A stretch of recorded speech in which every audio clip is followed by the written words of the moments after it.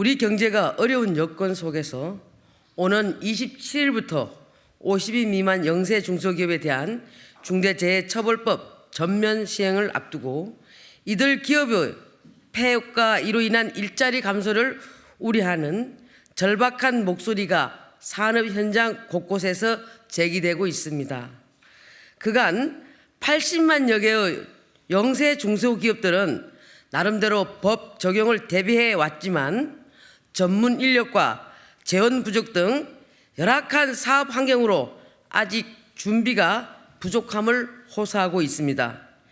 지난 1월 16일 윤석열 대통령이 중대재해처벌법의 적용 유예를 국회에 요청한 것은 중소기업의 현실적 여건을 감안한 현장의 목소리를 반영한 것입니다. 정부도 중대재해처벌법 제정 이후 지난 3년간 이들 중소기업 대상으로 안전교육, 기술지도 등 지원에 전력을 다하였으나 무려 80만여 개에 달하는 대상 기업 전체에 충분히 지원하고 준비토록 하는 데에는 현실적인 한계가 있음을 확인하였습니다.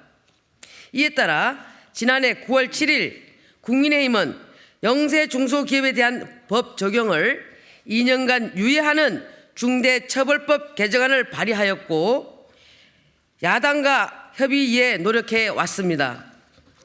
한편 민주당은 작년 말 법 시행 준비 부족에 대한 정부의 사과, 구체적 산재 예방 추진 계획과 재정 지원 방안, 경영단체가 2년 뒤 추가 유예를 요구하지 않는다는 약속 등 3가지 조건 충족을 전제로 법 시행 유예의 협의가 가능하다는 입장을 밝혔습니다.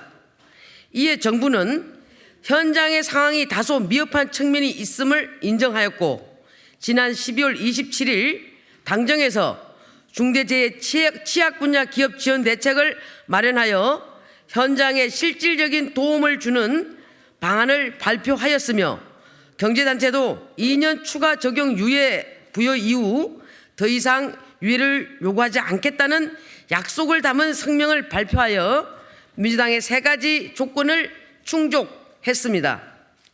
그러나 민주당은 위기에 내몰린 중소기업의 절박한 호소를 외면하고 1월 16일 다시 산업안전보건청 설립과 산재 예방 예산을 2조 원으로 늘리라는 추가적인 2가지 요구를 들고 나왔습니다. 우선 민주당이 추가로 요구한 산업안전보건청의 설립은 현장에서 중대재해를 예상하기 위한 필수 조건은 아니며 정부 조직의 효율화, 슬림화를 요구하는 국민의 기대와도 달라 단기간에 이루어질 수 있는 사항이 아닙니다. 한편 정부는 중대재해처벌법 시행 이후 산업안전 전담 조직과 인력을 지속적으로 확대하고 있으며 현장 산업안전 전문 인력을 확보하여 산재 예방에 효과를 거둘 수 있도록 추진하고 있습니다.